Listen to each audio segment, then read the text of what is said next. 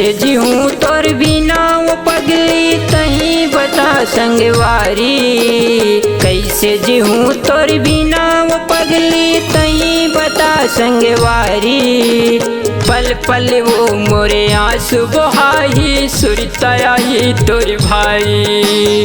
पल पल वो मोरे आंसू बहाई सुरताया ही तोर भारी। कैसे जीऊँ तोर बिना वो पगली तही बता संगवारी। कैसे जीऊँ तोर बिना वो पगली तही बता संगवारी। पल पल वो मोरे आंसू बहाई सुरताया ही तोर भाई। पल पल वो मोरे आंसू बहाई सुरताया ही तोर भारी।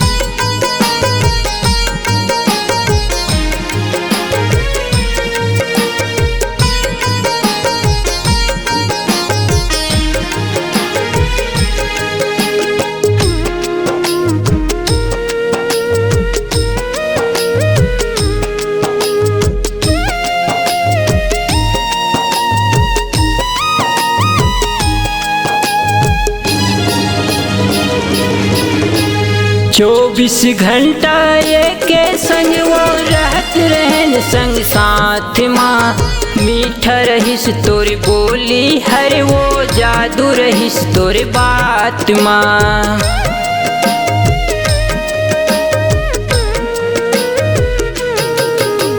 लइका मन पूछही ता का देहूँ जवाब। वो लगथे मैं हाँ कोनो जन्म के करे रहे हूँ पाप। लगथे मैं हाँ कोनो जन्म के करे रहे हूँ पाप। कैसे जीऊँ तोर बिना वो पगली तही बता संगवारी। कैसे जीऊँ तोर बिना वो पगली तही बता संगवारी। पल पल वो मोरे आंसू बहाई सुरताया ही तोर भाई। पल पल वो मोरे आंसू बहाई सुरताया ही तोर भारी। पल पल वो मोरे आंसू बहाई सुरताया ही तोर भारी।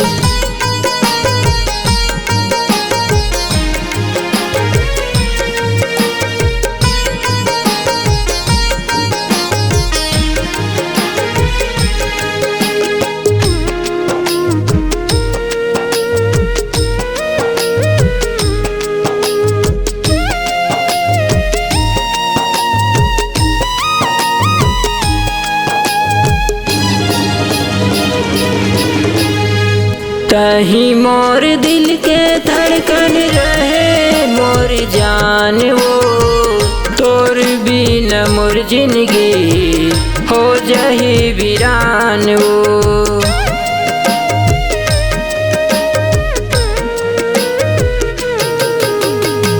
दिल मोर टूट गए जमाना मोर से रूठ गए।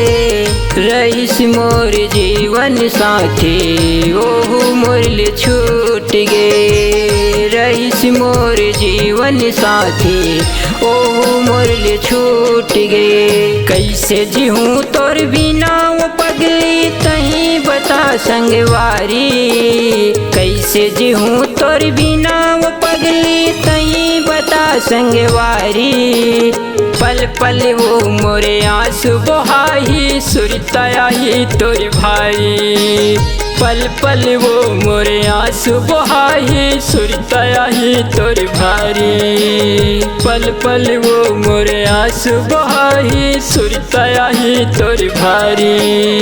कैसे जीऊँ तोर बिना वो पगली तही बता संगवारी।